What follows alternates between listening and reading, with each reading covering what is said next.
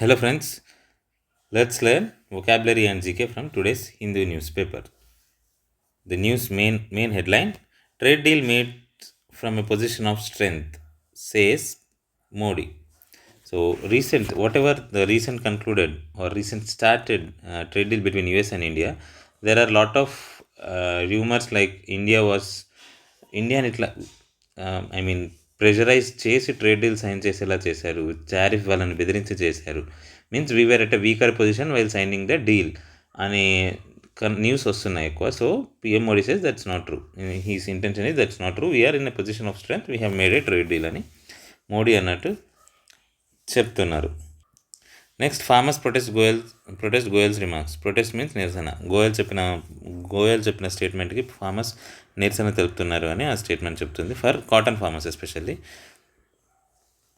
Next article says CM says government committed to all round development of marginalise sector. Okay, government marginalise sections మీద commit అయి ఉంది అని చెప్తున్నారు. What is the meaning of marginalise అంటే what is the general meaning of margin? మనం పేజ్కి margin పెట్టుకుంటాం ఎందుకు? We're separating some numbers or other things from the actual content. So marginalized means we are dividing and separating some section of people, citing that they have no power. So low power కానీ వాళ్ళకి పెద్ద ప్రభావం లేదు, so they are not important అని మనం ఒక section of పీపుల్ని separate చేసి చూడడం, వాళ్ళని మార్జినలైజ్ సెక్టర్స్ అంటే people who are not given that much importance, అలాంటి వాళ్ళని మార్జినలైజ్డ్ అంటారు. Marginalised means which the people are section of people who don't feel like they have much power. So marginalise సెక్షన్స్కి వాళ్ళు commit చేస్తుంది all round డెవలప్మెంట్కి అని CM చెప్పారు అన్నట్టు ఈ ఆర్టికల్ చెప్తుంది.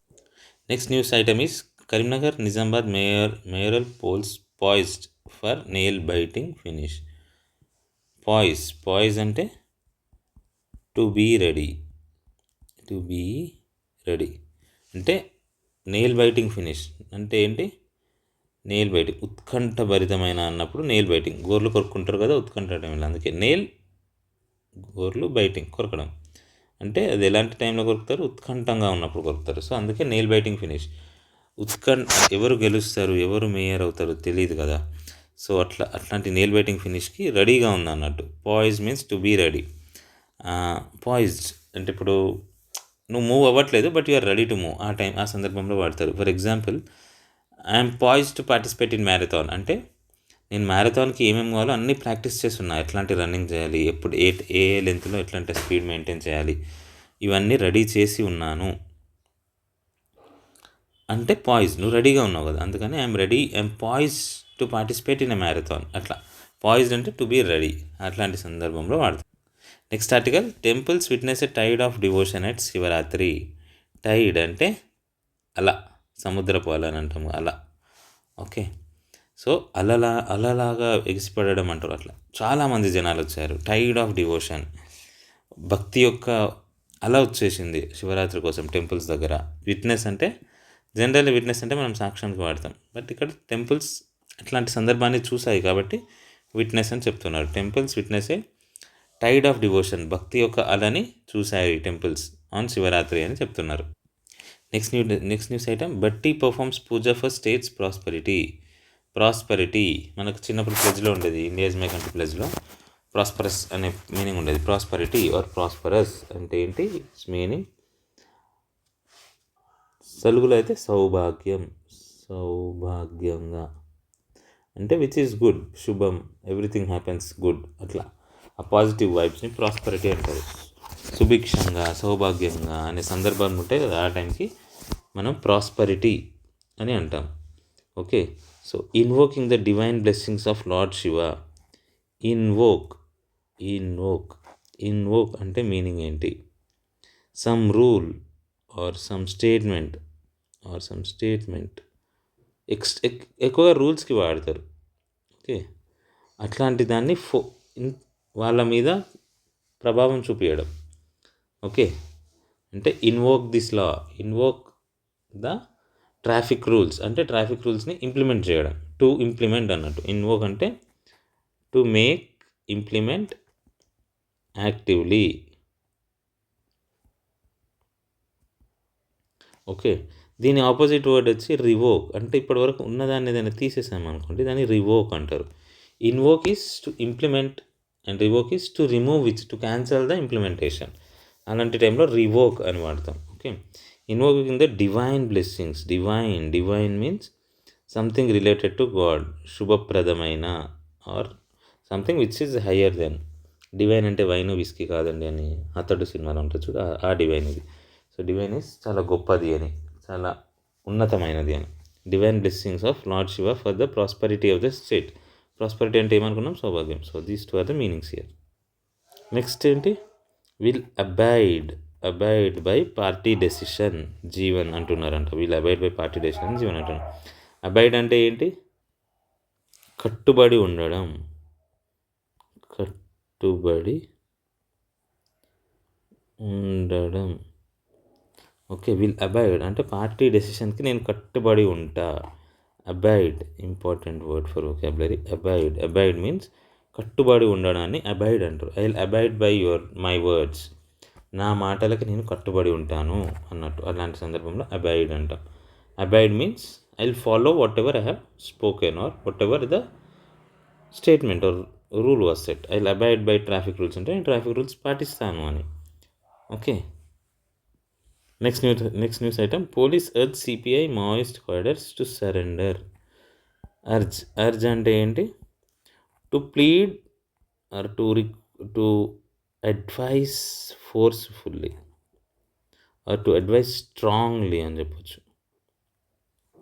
ఓకే. ట్రై హార్డ్ చాలా గట్టిగా. టు అడ్వైస్ హార్డ్లీ వాళ్ళని ఒప్పించడానికి, ఒక వ్యక్తిని ఒప్పించడానికి మనం గట్టిగా ప్రయత్నం చేసేదాన్ని అర్జ్ అంటారు. మాయిస్ట్ క్యాడర్స్ని సరెండర్ అవ్వండి అని పోలీస్ గట్టిగా ఒప్పించడానికి ప్రయత్నం చేస్తున్నారు. వాళ్ళని ఒప్పించే ప్రయత్నాన్ని అర్జ్. ఒక మనిషిని హార్డ్గా ఎక్కువగా ఒప్పించే ప్రయత్నం చేయడాన్ని అర్జ్ అంటారు. I urge you not to do this అంటే నువ్వు ఇది చేయకూడదని నేను నిన్ను గట్టిగా చెప్తున్నాను, అర్థమయ్యేలా చేస్తున్నాను. We bore the blame for your mistakes. Congress MP tells DMK. We bore the blame for your mistakes. మీ యొక్క తప్పులకు ఆ ప్రభావం మేము భరిస్తున్నాము, మేము బ్లేమ్ తీసుకోవాల్సి వస్తుంది అని కాంగ్రెస్ ఎంపీ డిఎంకేకి చెప్తున్నారు అని చెప్తున్నారు. బోర్ అంటే మీనింగ్ ఏంటి? బియర్కి V3 ఫామ్. బియర్ అంటే భరించడం, బియర్ అంటే. So bear bore V2 V3. So మీ యొక్క తప్పుల యొక్క నిందల్ని మేము భరిస్తున్నాము అని చెప్తున్నారు. బియర్ అంటే ఇంకో మీనింగ్ కూడా ఉంది, ఎలుగుబంటి.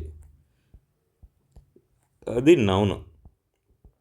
ఇక్కడ బియర్ అంటే ఇంకో మీనింగ్ ఏంటి? భరించడం. ఓకే.